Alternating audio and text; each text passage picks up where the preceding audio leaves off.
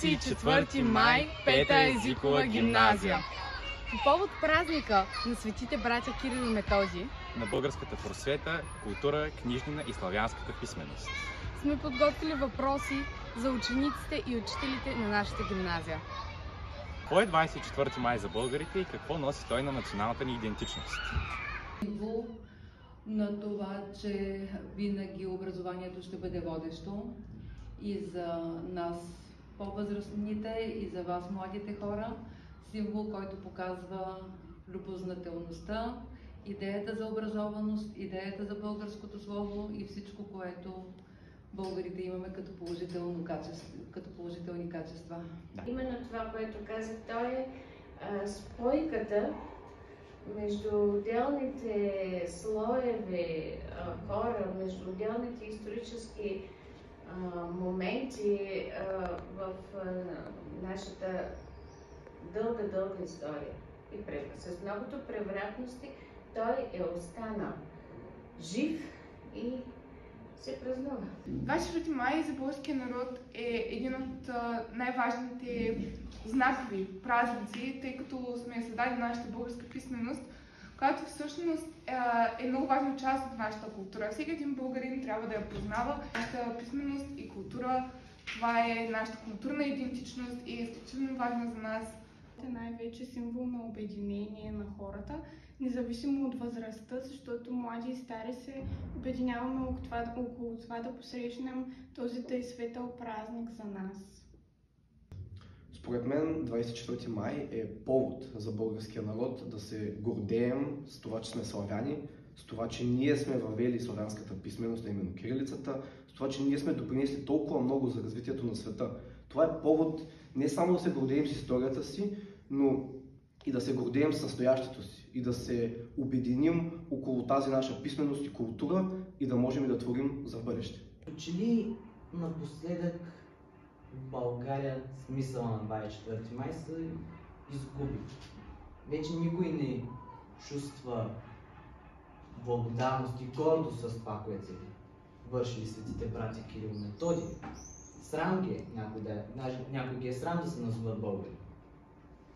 Но има си и причини за това. Наистина България, както казах преди малко, е на последно място в класацията на Европейския съюз като най-неграмотната държава. 50% от младите българи са неграмотни. Но това трябва да ни кара да достигнем нови върхове в знанието си и да продължаваме напред и да крепим и да се стараем колкото се може да стигнем първото място, вместо да винаги да се оставим на последните места, както. 24 май може би е малко забравен и пренебрегван български празник от народа. Някои хора не го смятат за толкова значим празник. Според мен трябва да бъде доста по-културно белязван и като цяло, да. За българския народ, мисля, че 24 май ни обединява като народ, нали? И цяло ни показва, че ни показва да празнуваме празниците на народа заедно и да честваме това, което са направили хората преди нас. Празникът е повечето пъти свързан с просто един почивен ден, което според мен не е правилно. Той е много пренебрегван от хора на нашата възраст и според мен трябва да се популяризира отново. Хората с гордост да излизат, да манифестират.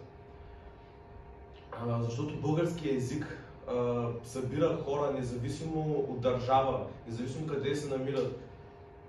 Той като едно семейство, всички българи сме едно семейство, което трябва да се поддържа. И когато има такива светли празници, винаги да бъдат празнувани. 24 май за България е празник, който наистина обединява целият народ. Това е празника, с който ние може да достойно да заявим, че сме българи. Само ние имаме този празник в целия свят. И просто това е гордост за България. Това, което ни отличава от другите народи, именно езика ни. Той е много стар и трябва да го запазим такъв, какъвто са го създали. И да не намесваме много чуждици, да си използваме и нашите хубавите български думи. Ами за българите, може би е нещо, което е много подценено. Хората някак си го възприемат само като един почивен ден. Не всички, но една голяма част, особено от учениците, възприемат по този начин. Според мен трябва да има някаква промяна, що се отнася до това и да се обучи повече важността на този празник, а не само хората да си казват, сега трябва да ходим на манифестация. Не. Това е един важен празник, и който дори не е само на нашата писменост, също е на журналистиката, също е и Деня на българския на Тракийския университет, който е допълнително интересен факт. Но трябва наистина да се наблегне на това, защо празника е важен, а не защо изпускаме училище просто за едното нищо. А то реално е нещо и то е много голямо и важно нещо. Според мен 24 май за българския народ е много важен празник. Почитаме делото на светите братя Кирил и Методий, които са ни дали писменост, използваща се от милиони души по света. Словото ни се съхранява като народ и съхранява нашите обичаи и традиции. Според мен не е това вече, което е било. Преди се е празнувало много по-пишно и много по-стройно, отколкото сега. Преди имало истински строй, докато сега манифестацията представлява една блъсканица от хора. Сега трябва да бъде същото. Хората не дават нужното значение и уважение на празникът. 24 май е повод за вдъхновение, гордост и дига самочувствието на българина.